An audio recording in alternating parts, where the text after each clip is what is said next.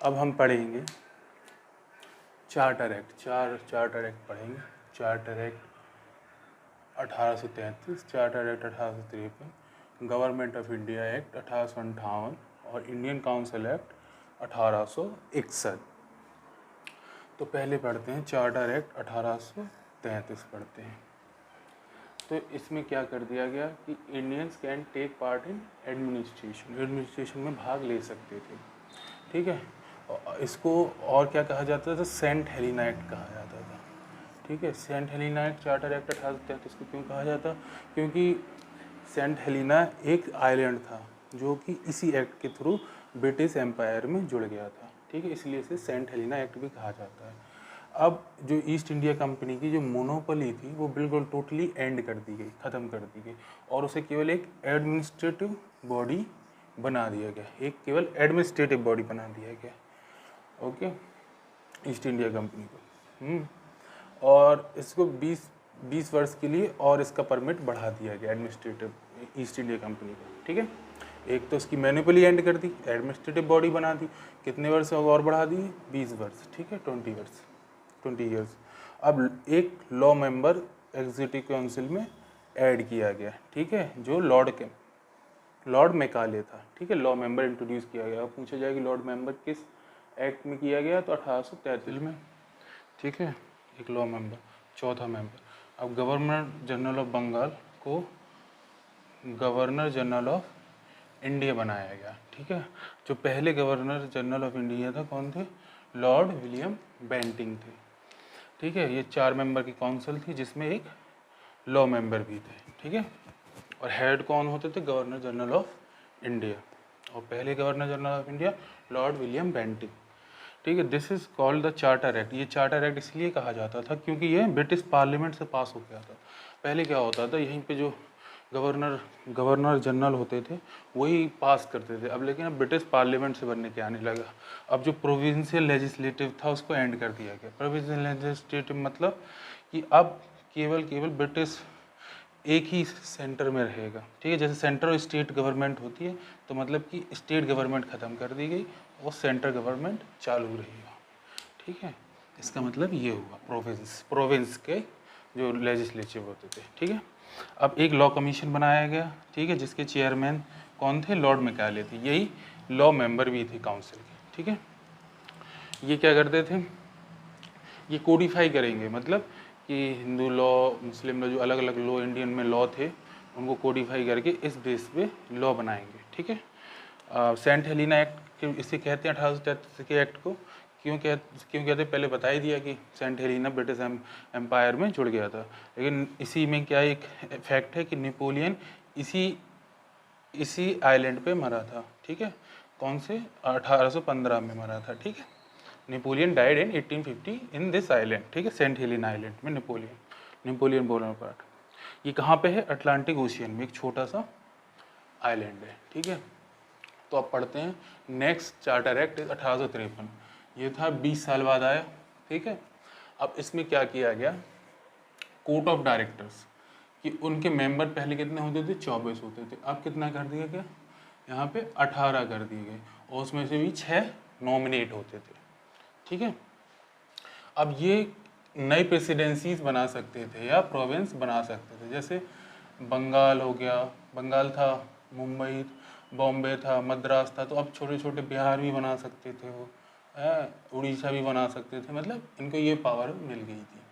ठीक है, और लॉ मेंबर 1833 में मैकाले के रूप में आया था, उसको पहले वोट करने की आज़ादी नहीं थी, तो फिर राइट टू वोट भी मिल गया लॉ मेंबर को काउंसिल में। ठीक है, ओपन सिविल एग्ज़ाम होने लगे फॉर इंडियंस के लिए, मतलब इंडियंस भी बैठ सकते थे और भी बैठ सकते थे। ठीक है, और सेपरेट किए गए लेजिस्लेटिव और एग्जीक्यूटिव के फंक्शन भी अलग अलग कर दिए गए। अब गवर्नमेंट ऑफ इंडिया एक्ट 1858 में क्या हुआ, अब 1857 की क्रांति तो आपको पता है, उसके बाद आया ये, इसलिए इसे गवर्नमेंट ऑफ इंडिया एक्ट कहा जाता था।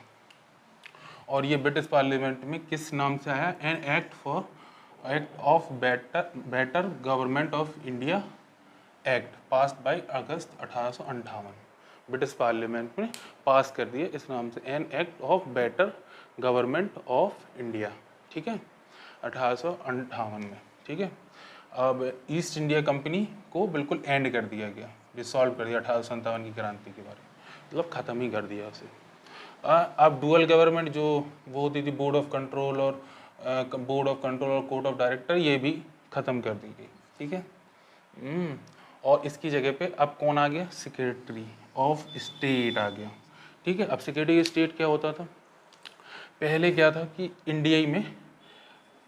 इंडिया में जो गवर्नर जनरल होते थे वो यहीं का रूल बनाते थे और यहीं से चलता था। ठीक है, तो ब्रिटिश पार्लियामेंट बनाने लगी, तो यहाँ पे ब्रिटेन में एक सेक्रेटरी बनाया। ठीक है, सेक्रेटरी ऑफ स्टेट बनाया, तो वो क्या करता था, उसको एडवाइस करने के लिए कितने मेंबर थे, 50 मेंबर थे।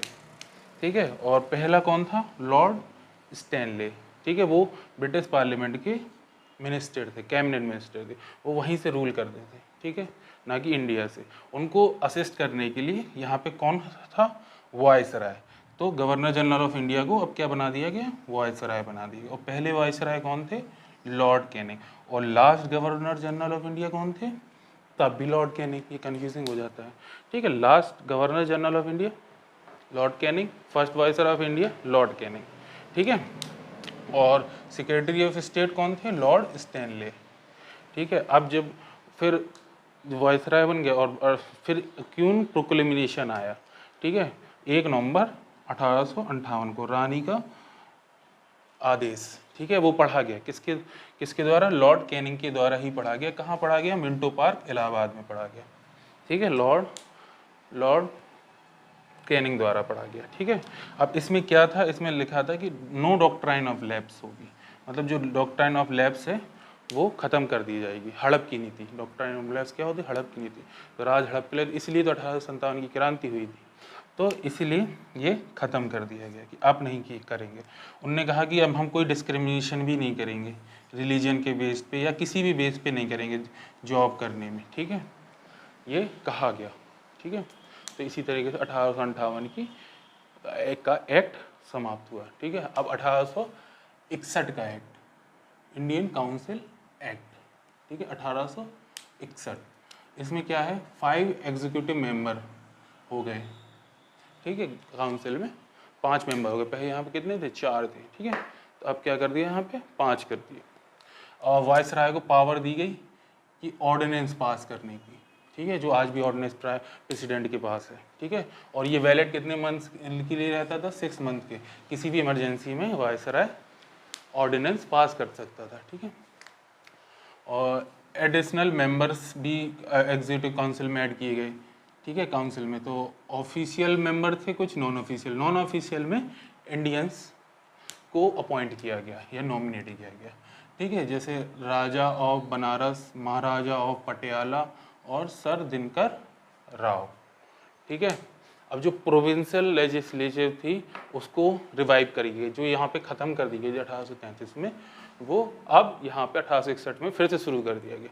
और पहले ये और ये थी, अब 2 और होगी, पंजाब और नॉर्थ वेस्ट फ्रंटियर प्रोविंस। तो इस तरीके से 5 प्रोविंस हो गए। ठीक है, अब पोर्टफोलियो सिस्टम को भी इंट्रोड्यूस किया गया। ठीक है, इसी में जैसे होम हो गया, मिलिट्री हो गई, लॉ हो गया, रेवेन्यू हो गया और फाइनेंस हो गया। ठीक है, और एक और था पब्लिक वर्क, जो आज भी PWD के नाम से जाना जाता है। तो पब्लिक वर्क भी ये आया 1874 में।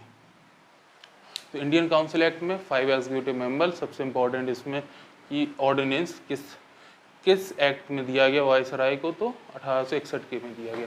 6 मंथ के लिए वैलिड रहता था। और जो नॉन ऑफिशियल इंडियन इसमें एग्जीक्यूटिव काउंसिल में हुए थे, तो 3 थे, राजा बनारस, महाराजा पटियाला, सर दिनकर राव। और प्रोविंशियल लेजिस्लेटिव को फिर से चालू कर दिया गया। ठीक है, जैसे बॉम्बे, मद्रास, पंजाब, नॉर्थ, तो 5 हो गई। ठीक है, पोर्टफोलियो सिस्टम को भी इंट्रोड्यूस किया गया। अलग अलग मेंबर को, 5 मेंबर को, ये देखो 5 को अलग अलग दिए गए, 5 एग्जीक्यूटिव मेंबर को। और ये 1874 के बाद 6वां आ गया। ठीक है, थैंक यू। अगर सॉरी अभी क्वेश्चन रह गया, which act for the first time made it possible Indians to take part in administration of their country. ठीक है। अब इंडियंस को कहाँ किस में एडमिनिस्ट्रेशन में अलाउ किया गया, तो charter act 1833, charter act 1853, government India 1858, Indian council act 1861। तो बिल्कुल सही, charter act 1833, Indians can take part in administration. ठीक है, तो कोई डाउट हो प्लीज़ कमेंट डाउन और like share subscribe. Thank you.